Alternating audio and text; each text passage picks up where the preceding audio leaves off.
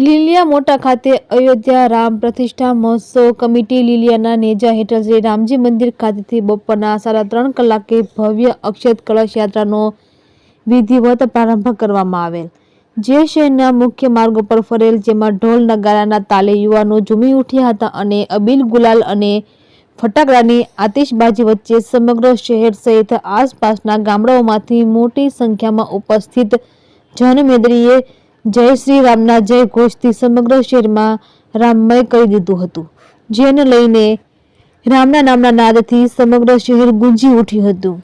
સમગ્ર બહેનો મોટી સંખ્યામાં માથે કળશ લઈ યાત્રામાં જોડાયેલ હતા. યાત્રા દરમિયાન લીલિયા પીએસઆઈ એસ.આર. ગોહિલ દ્વારા ચુસ્ત પોલીસ બંદોબસ્ત ગોઠવવામાં આવેલ તેમ ઇમરાન પઠાણની યાદીમાં જણાવેલ હતું. રિપોર્ટર ઇમરાન એ પઠાણ, મોટા લીલિયા.